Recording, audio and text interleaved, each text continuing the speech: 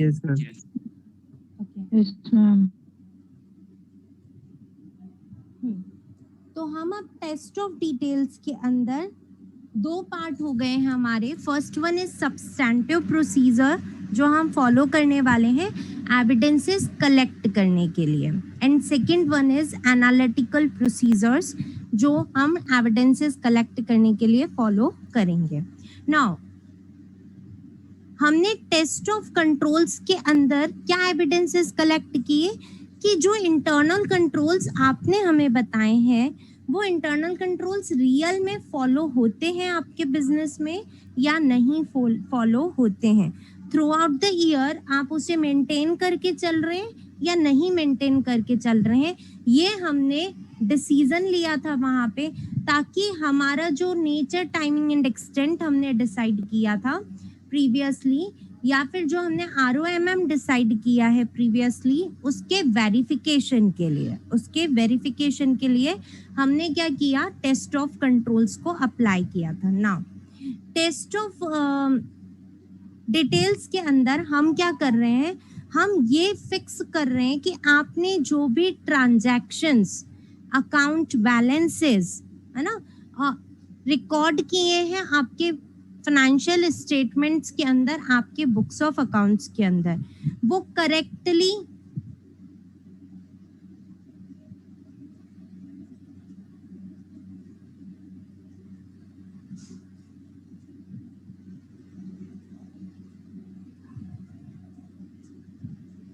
Correctly आपने किए या नहीं किए, उस चीज का चेकिंग कर रहे हैं हम। ठीक है, जो भी ट्रांजैक्शंस आपने बुक्स ऑफ अकाउंट्स में रिकॉर्ड किए हैं, प्लस जो भी अकाउंट बैलेंसेस आपने बुक्स ऑफ अकाउंट्स में रिकॉर्ड किए हैं, उनकी वैलिडिटी, उनकी ऑथेंटिसिटी हम चेक कर रहे हैं, whether they are matching with evidences और नॉट, है ना। कोई ऐसा ट्रांजैक्शन तो नहीं है जो आपने ओमिट कर दिया है, आपने सारे लॉज की कंप्लाइंस तो करी है ना, ये सारी चीजें आपने अकाउंटिंग पॉलिसीज की कंप्लाइंस तो करी है ना, ये सारी चीजें हम चेक कर रहे हैं कहाँ पे, टेस्ट ऑफ डिटेल्स के अंदर। क्लियर, समझ में आया difference between test of control and test of details? Ma'am ये एक बार फिर से बता दीजिए, मतलब टेस्ट ऑफ डिटेल्स वाला पॉइंट।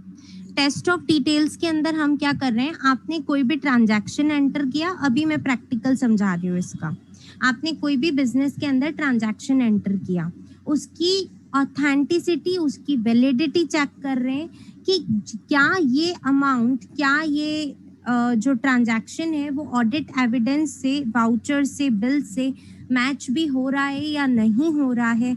आपने कोई ट्रांजैक्शन ऐसा तो नहीं है जो एंटर करने से ओमिट कर दिया है, यानी आप उसको एंट्री नहीं किए हैं।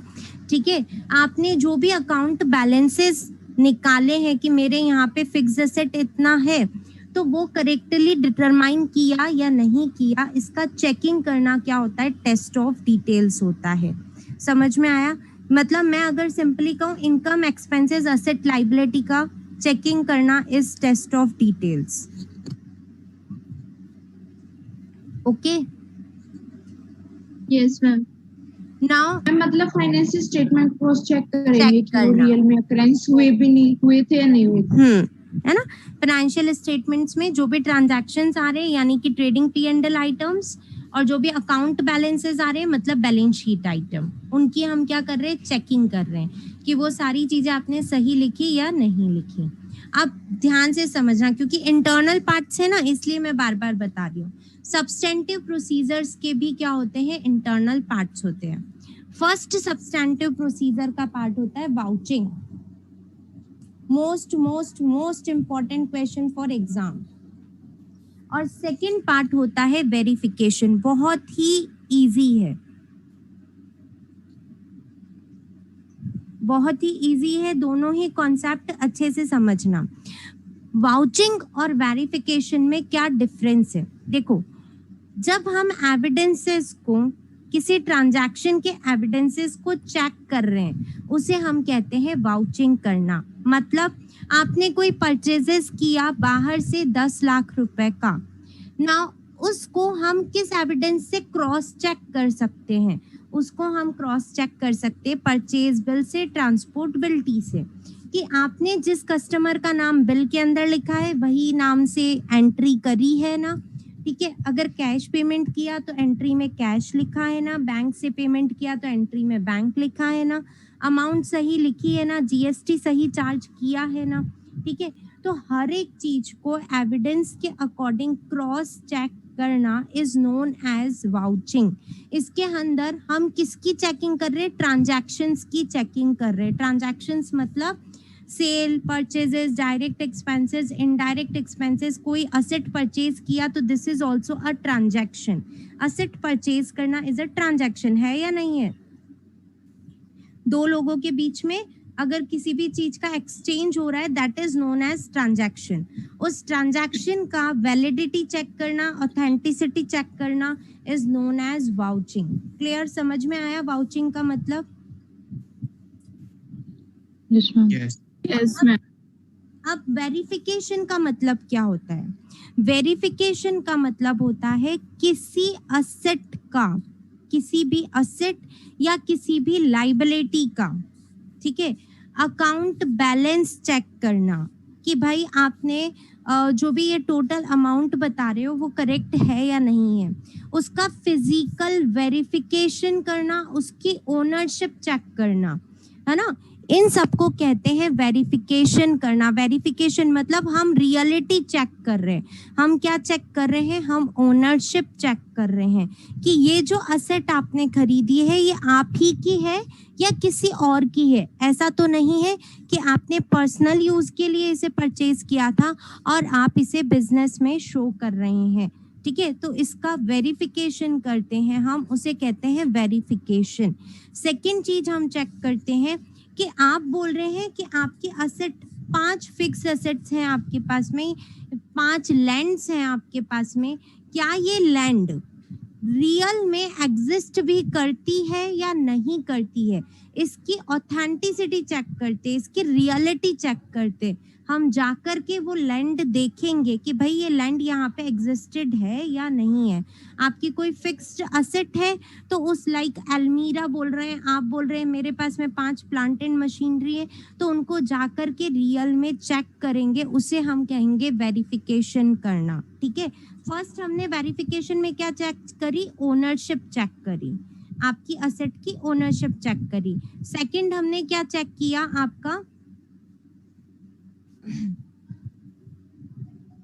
आपकी असेट का एग्जिस्टेंस चेक किया कि क्या वो आपकी असेट रियल के अंदर एग्जिस्ट भी करती है या नहीं करती है। एंड थर्ड चीज जो हम यहाँ पे चेक करेंगे वो हम चेक करेंगे वैल्यूएशन ऑफ असेट, कि आप बोल रहे हैं कि आपकी असेट का आज की डेट में वैल्यू है, आपकी असेट का आज की डेट में वैल्यू है 5 लाख रुपए, तो रियल में आपने ये वैल्यूएशन करेक्ट किया या नहीं किया। कैसे चेक करेंगे हम valuation? Cost minus depreciation is equal to हमारा वैल्यूएशन आ जाता है, क्योंकि अकाउंटिंग के हिसाब से आपकी कॉस्ट के ऊपर हमेशा असेट्स चलनी चाहिए, सिर्फ उसके ऊपर क्या लगाना है? डेप्रिसिएशन लगाना है आपको, है ना। तो ये चीज हम वैल्यूएशन चेक करेंगे। वैल्यूएशन मतलब अकाउंट बैलेंसेस हो गए हमारे एक तरह से, तो ये चीजें चेक कर रहे हैं। तो आपने देखा वेरिफिकेशन किसके ऊपर अप्लाई होता है? असेट्स और लाइबिलिटीज के ऊपर, क्योंकि क्या आप एक्सपेंसेस का ओनरशिप चेक कर सकते हैं? ओनरशिप होती नहीं एक्चुअली, उसकी एग्जिस्टेंस चेक करोगे?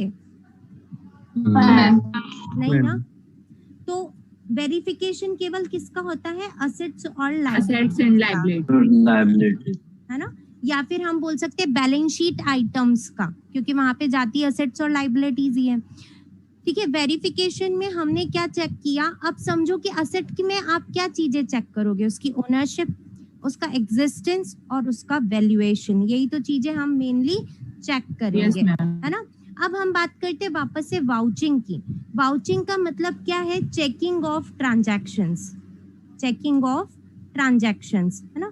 ट्रांजैक्शंस रियल में अकर हुए या नहीं हुए, हमने क्या चेक करेंगे? फर्स्ट चीज कि ट्रांजैक्शन रियल में अकर हुए या नहीं हुए। आप बोल रहे थे कि भाई ये ट्रांजैक्शन 5 तारीख को हुआ है हमारा, तो हम चेक करेंगे कि ये ट्रांजैक्शन आपका अकर हुआ या नहीं हुआ। आपने कहा भाई परचेज किया था मैंने मिस्टर ए से, तो हम उसका एविडेंस चेक करेंगे, है ना,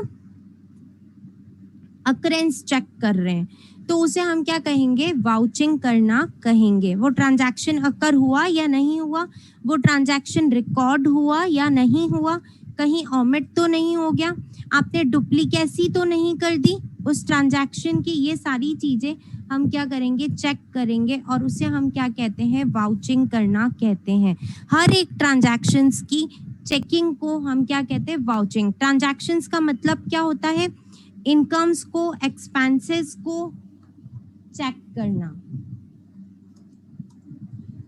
इनकम्स और एक्सपेंसेस को ही करोगे चेक? Yes ma'am. क्या एसेट्स और लायबिलिटीज की वाउचिंग करोगे क्या? मैम वैल्यूएशन होता है, वेरिफिकेशन होता है। केवल एसेट्स परचेज हुई है, केवल एसेट परचेज हुई है, इस ट्रांजैक्शन की हम जरूर वाउचिंग कर सकते हैं, है ना। आपने आज एसेट परचेज किया मिस्टर ए से, इस ट्रांजैक्शन की वाउचिंग करोगे या वेरिफिकेशन करोगे? वाउचिंग करेंगे मैम। वाउचिंग करोगे। हर एक ट्रांजैक्शन की बताना मैम, क्या क्वेश्चन पूछा आपने? मैंने क्वेश्चन पूछा, मैंने मिस्टर ए से एसेट परचेज करी, इस ट्रांजैक्शन की वाउचिंग होगी या वेरिफिकेशन होगा मैम, उसका ओनर कौन है, एग्जिस्टेंस है या नहीं है। अगर आप ओनरशिप, एग्जिस्टेंस और वैल्यूएशन वाउचिंग भी तो होगी। मेरी बात सुनिए, ओनरशिप, एग्जिस्टेंस और वैल्यूएशन तो 31 मार्च को जाके चेक करोगे ना, ठीक है? Yes ma'am. कि 31 मार्च को बैलेंस शीट में कोई आइटम आ रहा है तो ये रियल में आपका एग्जिस्टेंस में है या नहीं है, तो हम उसका वेरिफिकेशन कर रहे हैं। वाउचिंग हम क्या कर रहे हैं, भाई ये एसेट आपने परचेज करी, तो आपने इस ट्रांजैक्शन को बुक्स ऑफ अकाउंट्स में करेक्टली एंटर किया या नहीं किया, जितने रुपए की परचेज करी थी उतने रुपए पे दिखाया या नहीं दिखाया, जिस मिस्टर से परचेज करी थी उसी के नाम पे दिखाया या नहीं दिखाया, इस चीज को चेक करना इज नोन एज वाउचिंग। दोनों अलग अलग चीजें हैं, समझ में आया?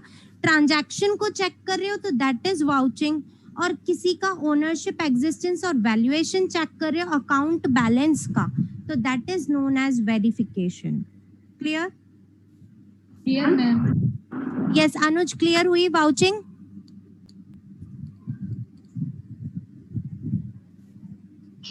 मैम यस मैम वेरिफिकेशन जो है एसेट्स लायबिलिटी का, तो वो तो जैसा आपने बताया अभी 31 मार्च को होगा, तो ईयर एंड पे होगा नहीं? हाँ बिल्कुल, वेरिफिकेशन ईयर एंड पे ही होता है, ईयर एंड की चीजों का ही होता है। जो चीज हमारे यहाँ से जा चुकी है, जैसे मान लो मैंने कोई एसेट परचेज किया और एसेट सेल भी हो गई, तो अब मैं उसका वेरिफिकेशन कैसे कर सकती हूँ? वो तो एग्जिस्टेंस में ही नहीं है ना, ठीक है? और ना मेरे बैलेंस शीट में वैल्यूएशन में आएगी वो चीज, तो उसका वेरिफिकेशन कभी नहीं होगा। क्लियर सबको? ये कौन सा प्रोसीजर है हमारा? सब्सटेंटिव प्रोसीजर है। अब हम पढ़ रहे हैं second procedure, that is analytical procedure, है ना। बहुत ही सिंपल सा प्रोसीजर है। हाँ मैम, दो चीजें मैम, वाउचिंग में मतलब जो जैसे कंपनी मतलब जो वाउचर्स होते हैं, क्या वाउचिंग, ये जो सब्सटेंसिव प्रोसीजर का जो वाउचिंग वाला पार्ट होगा, वो वाउचर्स इसके लिए ऑडिट एविडेंस की तरह काम करते हैं क्या? मतलब वो रिलेटेड है टर्म? बिल्कुल। वाउचर्स, एविडेंसेस, वाउचर्स एविडेंसेस का मतलब ही क्या होता है? वाउचर्स, बिल्स, ये सब एविडेंसेस ही तो, सैलरी रजिस्टर, ये सब हमारे एविडेंसेस है। इन्हीं से तो हम ट्रांजैक्शंस की चेकिंग करेंगे कि ये करेक्टली है या करेक्टली एंटर हुआ या नहीं हुआ, अकर हुआ या नहीं हुआ, तो इन सबको चेकिंग करना ही वाउचिंग होता है। Yes ma'am. And ma'am secondly verification वाले पार्ट में जो जैसे अपन ने बोला कि बैलेंस शीट के जो आइटम्स होते हैं, बैलेंस शीट के सारे आइटम्स नहीं कर सकते ना अपन वेरीफाई? सारे आइटम्स नहीं वेरीफाई, जैसे नॉर्मली असेट्स होती है ना, बट लाइबिलिटीज का भी वैल्यूएशन तो होगा कि आपको कितने रुपए का, जरूरी नहीं कि हर एक चीज वहां पे आपकी चेक हो पाए, है ना। ओनरशिप आप चेकिंग कर सकते हो कि लाइबिलिटी आप ही ने अराइज करी थी या फिर आप आपकी किसी पर्सनल लाइबिलिटी, वहां पे वर्ड्स क्या हो जाएंगे ओनरशिप की जगह, ये हो जाएगा कि भाई लाइबिलिटी मेरी ही है या नहीं है, इसकी चेकिंग करूंगी मैं, ठीक है। उसे भी हम क्या कहेंगे, वेरिफिकेशन करना कहेंगे कि ये लाइबिलिटी, जैसे कोई लोन लिया मैंने, ये लोन लिया मैंने किसी कार के ऊपर, नाउ मैं क्या चेक करूंगी, क्या ये कार बिजनेस पर्पस के लिए यूज में आ रही है, क्योंकि बिजनेस पर्पस के यूज में आ रही है तभी ये बिजनेस लोन होगा। अगर आप इसे पर्सनल पर्पस के लिए यूज में ले रहे हैं तो ये पर्सनल लोन हुआ आपका, ठीक है। तो कहीं ऐसा तो नहीं है किसी लाइबिलिटी को आपने, पर्सनल लाइबिलिटी को आपने बिजनेस लाइबिलिटी के अंदर शो कर दिया है। ये चीज मैं चेक करूंगी कि ये चीज लाइबिलिटी मेरे ही है या किसी और की है। तो ओनरशिप यहाँ पे किससे चेंज हो जाएगा, लाइबिलिटी से चेंज हो जाएगा, ठीक है, कि बर्डन टू पे मेरा ही है या किसी और का है। नाउ क्या ये लाइबिलिटी 31 मार्च को रियल में एग्जिस्टेंस में है या नहीं है, मतलब ऐसा तो नहीं है 31 मार्च से पहले मेरी ये लाइबिलिटी सेटिस्फाइड हो गई है, मैंने इसका पेमेंट कर दिया है, ठीक है। इस चीज का मैं क्या करूंगी, चेकिंग करूंगी। देन वैल्यूएशन, वैल्यूएशन जैसे लोन का अमाउंट आपने कितना दिखाया है, इसके अंदर इंटरेस्ट जोड़ा या नहीं जोड़ा, अगर पेमेंट हो गया तब तो आप नहीं जोड़ेंगे, सिंपल अकाउंटिंग रूल्स आपके, ठीक है। तो लोन के अंदर इंटरेस्ट फिगर ऐड करके आपने इसका सही वैल्यूएशन किया लाइबिलिटी का या नहीं किया, ये चीज मैं चेक करूंगी। अब जैसे मान लो मेरे ऊपर वर्कमैन कंपेंसेशन आ जाता है तो that is also my liability, तो उसका वैल्यूएशन सही हुआ या नहीं हुआ, क्या ये 31 मार्च को मेरी लाइबिलिटी साइड में शो भी होना चाहिए या नहीं होना चाहिए, ये सारी चीजें मैं चेक करती हूँ, उसे कहते हैं वेरिफिकेशन करना। क्लियर, समझ में आया? उसको परचेज करेंगे और ट्रांजैक्शन रिकॉर्ड करेंगे, उसको वाउचिंग बोल देंगे, फिर फ्यूचर उसका वेरिफिकेशन करेंगे तो उसको वेरिफिकेशन। मैम क्रेडिटर्स की वाउचिंग हो सकती है ना? क्रेडिटर्स की जो पेमेंट हुआ, देखो क्रेडिटर्स का टोटल अकाउंट बैलेंस, इसका एक्सटर्नल कंफर्मेशन लेंगे हम, है ना, उसकी वेरिफिकेशन किया, किसका, जो 31 मार्च को मेरा बैलेंस बच रहा है उसका मैंने वेरिफिकेशन किया कि क्या ये रियल में मेरी लाइबिलिटी है भी या नहीं है। अब क्रेडिटर्स के साथ जो डे बाय डे ट्रांजैक्शंस हो रहे हैं, जैसे उनको पेमेंट करना, उनसे परचेज करना, इन सारे ट्रांजैक्शंस की तो क्या करूंगी मैं, वाउचिंग करूंगी। But at the year and account balance का मैं क्या करूंगी, वेरिफिकेशन करूंगी। मैम ऐसे तो लाइबिलिटीज का भी वाउचिंग हो गया ना? लाइबिलिटीज का वाउचिंग नहीं हुआ, ट्रांजैक्शंस का वाउचिंग हुआ। There is a difference between transactions and total आपका ईयर एंड पे लाइबिलिटी कितना बचा। ट्रांजैक्शन का मतलब हुआ जो भी आप डे बाय डे ट्रांजैक्शन कर रहे हो, कोई चीज आपके बिजनेस के अंदर इनकमिंग है और कोई चीज बिजनेस से आउटगोइंग है। और लाइबिलिटीज और असेट्स एक्चुअली इवेंट्स हैं कि एट द ईयर एंड आपके हैंड में कितना असेट बचा, कितनी लाइबिलिटी बची। डिफरेंस है दोनों में, ट्रांजैक्शंस को और लाइबिलिटीज को अलग समझो। ट्रांजैक्शंस तो हो गए, मैंने आज आपसे परचेज किया 10,000 का माल, ठीक है, दिस इज अ ट्रांजैक्शन। मैंने आपको 8,000 रुपए का पेमेंट कर दिया, दिस इज अ ट्रांजैक्शन। और इन ट्रांजैक्शंस की मैं वाउचिंग करूंगी। Now at the year and आपकी मेरे लिए आपकी लाइबिलिटी कितनी रही, 2,000 रुपीज। नाउ ये 2,000 रुपए मुझे आपको रियल में देने हैं, नहीं देने हैं, इसका अकाउंट बैलेंस जो मैंने डिटरमाइन किया 2,000 रुपीज, ये करेक्ट है या नहीं है, इसका मैं करूंगी वेरिफिकेशन। समझे? Okay, yes ma'am. Clear? Now analytical procedure just 2 minutes का है, अच्छे से समझिए क्या होते हैं। एनपीओ चैप्टर पढ़ा है आप लोगों ने? यस मैम, चल ही रहा है अभी, चल ही रहा है, ठीक है। तो अब देखिए यहाँ पे सब्सटैंटिव प्रोसीजर में मैं एक सिंगल ट्रांजैक्शन की चेकिंग कर रही हूँ ना। एक सिंगल परचेज के लिए एविडेंस देखा, एक सिंगल सेल के लिए एविडेंस देखा। एनालिटिकल प्रोसीजर मतलब होता है ऐसे मैथमेटिकल प्रोसीजर्स अप्लाई करना ताकि हम ओवरऑल अमाउंट का डिटर्मिनेशन कर सके। जैसे समझो एनपीओ चैप्टर याद करना आपका। एनपीओ चैप्टर में अगर मैं कहूँ कि आपके ऑर्गेनाइजेशन के अंदर 50 मेंबर्स हैं, ठीक है, हर एक मेंबर मुझे 500 रुपीज पर मंथ देता है सब्सक्रिप्शन, तो मेरा टोटल सब्सक्रिप्शन कितना आएगा, 3 लाख यही आएगा। Yes ma'am. है ना। तो मैंने क्या किया, मैंने एक मैथमेटिकल कैलकुलेशन अप्लाई करके ओवरऑल सब्सक्रिप्शन अमाउंट निकाल लिया कि आपके P&L में कितने रुपए सब्सक्रिप्शन के क्रेडिट रहने चाहिए। 3 लाख रुपए आपके सब्सक्रिप्शन के, आपके इनकम एंड एक्सपेंडिचर में क्रेडिट रहने चाहिए। तो पूरा का पूरा सब्सक्रिप्शन एक साथ मैंने क्या कर लिया, चेक कर लिया। इसे हम क्या कहते हैं, एनालिटिकल प्रोसीजर्स अप्लाई करना। तो ये भी क्या है, मेरा एक ऑडिट एविडेंस निकालने का तरीका हो गया कि 3 लाख रुपए आपके P&L में आ रहे हैं या नहीं आ रहे हैं। ठीक है, अब हो सकता है कि 3 लाख रुपए से थोड़ा सा कम या ज्यादा आ रहा हो। क्यों आ सकता है? क्योंकि कोई मेंबर बीच में छोड़ के चला गया या कोई member extra mid of the year आ गया। तो ये जरूरी नहीं है कि 3 लाख रुपए मेरे को एग्जैक्ट मिले, 3,05,000, 3,10,000, इतना कुछ। अप्रोक्स 3 लाख रुपए के आसपास का अमाउंट मेरे को मिलना चाहिए। तो मैंने क्या किया, ओवरऑल सब्सक्रिप्शन को एक साथ किसी मैथमेटिकल कैलकुलेशन से कैलकुलेट कर लिया। उसे हम कहते हैं एनालिटिकल प्रोसीजर्स अप्लाई करना। अब एक चीज समझना, क्या इन 3 लाख रुपए के लिए, यानी 50 मेंबर्स ने हर महीने आकर के मुझे 500 रुपए देते हैं, तो मैं उन्हें एक रिसिप्ट देती होंगी ना कि भाई 500 रुपए रिसीव्ड, है ना।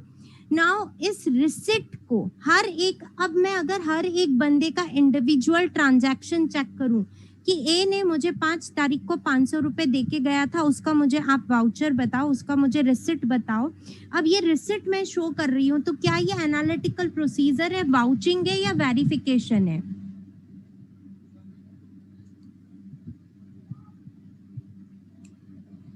वो मुझे वाउचिंग है ना, वाउचिंग होगी मैम, ट्रांजैक्शन चेक कर रहे हो आप।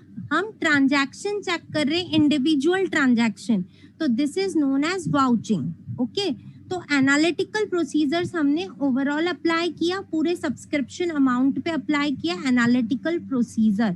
एनालिटिकल प्रोसीजर सिर्फ आपको एक, आपका काम बर्डन थोड़ा क्या कर देता है, कम कर देता है, कि कहीं पे अगर हो सके तो आप इस तरीके से अप्लाई करके ओवरऑल अमाउंट चेक कर सकते हो।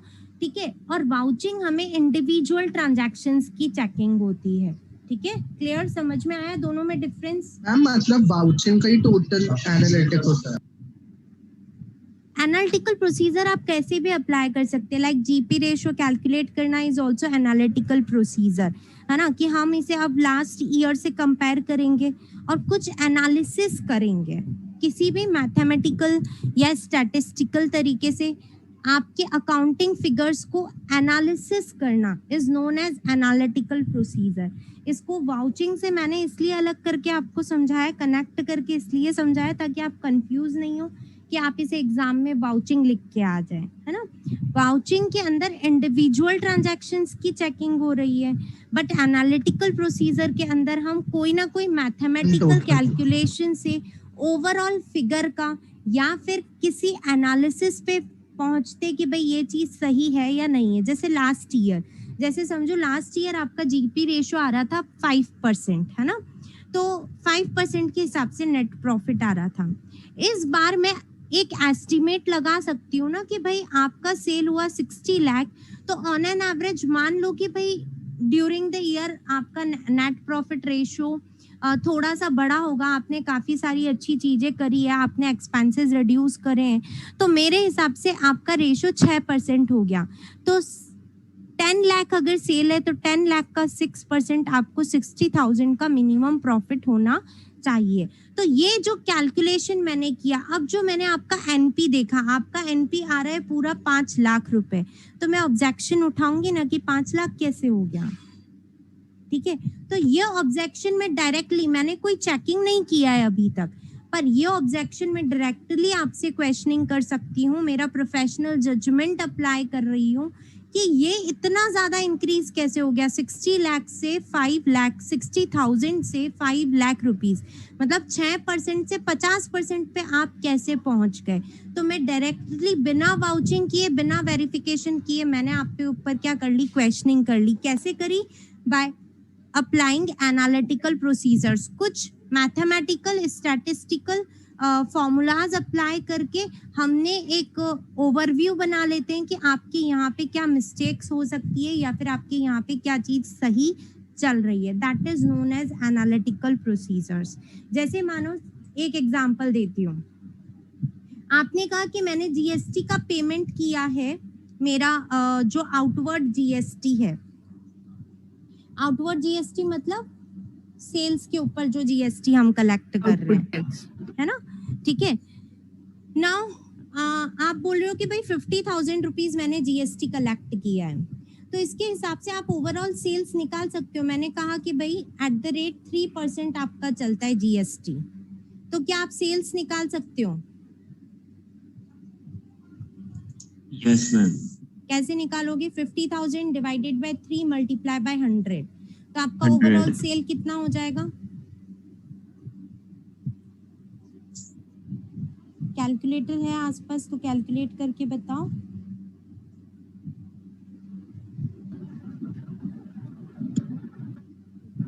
$16,66,666.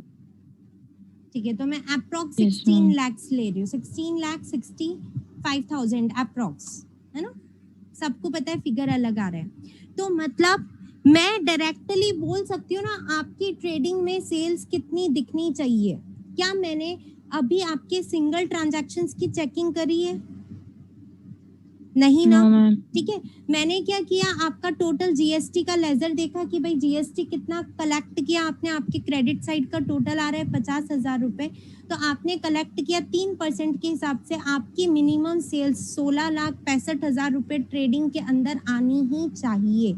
ये मैंने क्या वाउचिंग किया या वेरिफिकेशन किया? कुछ किया क्या अभी तक?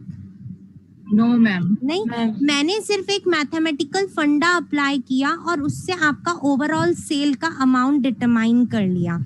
अब मैं ट्रेडिंग में जाकर के देखूं और ट्रेडिंग में जाकर के मुझे पता चले कि आपकी सेल्स 12 लाख ही आ रही है, तो मुझे पता चल जाएगा ना कि कोई ना कोई गड़बड़ है आपकी सेल्स में.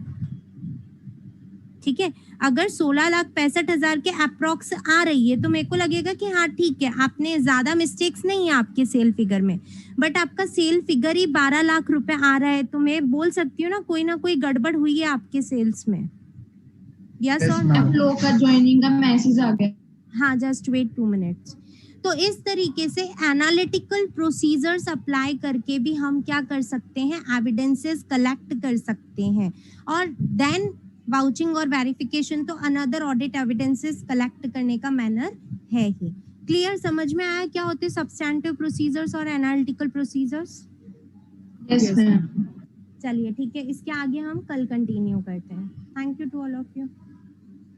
Thank you ma'am. Thank you ma'am.